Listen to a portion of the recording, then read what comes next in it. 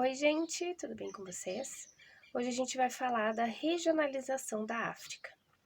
A regionalização da África, a divisão regional elaborada pela ONU é uma que divide a África em África Setentrional ou África do Norte, África Ocidental, África Central, África Oriental e África Meridional. Meridional quer dizer sul, mas a gente não usa a África do Sul porque tem um país que se chama assim. Então, para não confundir, tá? A regionalização é África Meridional. Setentrional também é a mesma coisa. Setentrional é a mesma coisa que norte, mas na regionalização, tanto um quanto o outro, porque não tem um país com o mesmo nome, tá bom? Só que hoje a gente vai focar mais na regionalização com base nos aspectos fisiográficos, tá? Relevo, clima, vegetação e culturais. E aí a gente tem duas grandes regiões, que é a região da África do Norte, ou África Setentrional, e a África Subsaariana, tá? Dentro delas vai ter subdivisões que a gente vai falar também, tá bom? Então, a África Setentrional, primeiro. Ela é de maioria muçulmana, de língua árabe, e os países que a compõem são Marrocos, Argélia, Tunísia, Líbia, Sudão e Egito. E também o Saara Ocidental. O Saara Ocidental, tenho que fazer uma observação aqui, ele é considerado pela ONU um território não autônomo, porque é um território que ele aparece em conflito ainda, porque ele tem grandes reservas de fosfato, além de várias outras riquezas, óbvio, mas o Marrocos, que é o país que faz limite com ele reclama esse território para ele. Já as pessoas, alguns movimentos, né, de pessoas que vivem no Saara Ocidental, elas reclamam a sua independência. Então, talvez em alguns mapas vocês encontrem o Saara Ocidental pintado de uma cor diferente, é por conta disso, tá? E essa região maior, que é a área setentrional, ela se subdivide em deserto do Saara, vale do rio Nilo e o Maghreb. O deserto do Saara ocupa a maior parte da região. A população é nômade, a maioria, e tem agricultura nos cerca de 90 oásis que compõem esse deserto, que estão nesse deserto. Apresentam grandes reservas de petróleo e gás natural também. Já o Vale do Rio Nilo, a maior parte da população vive nessa região, tá? Uma população mais antiga, onde existiu, né, onde surgiu as primeiras grandes civilizações também. E ao longo, então, do rio Nilo, todo ele, principalmente em sua foz, onde ele deságua no mar Mediterrâneo, é onde a gente tem a densidade demográfica maior de todo o continente. E depois a gente tem o Maghreb.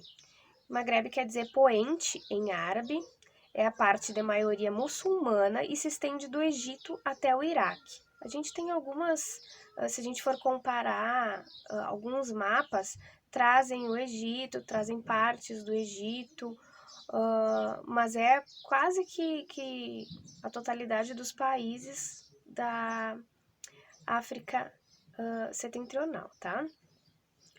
E ali no noroeste da África tem a cadeia do Atlas, que é uma cordilheira, é o local mais alto da África. E junto a essa cordilheira, com os ventos vindos do mar Mediterrâneo, torna um clima menos seco e propício mais à agricultura que se desenvolveu mais ali naquele local, tá? A África subsaariana agora. São todos os outros países que ficam ao sul do deserto do Saara, tá? E é uma enorme diversidade de etnias e religiões, principalmente cristãos, muçulmanos e animistas, que são religiões tradicionais dos povos nativos e consideram fenômenos naturais como seres animados. Então, por isso o nome religiões animistas, tá?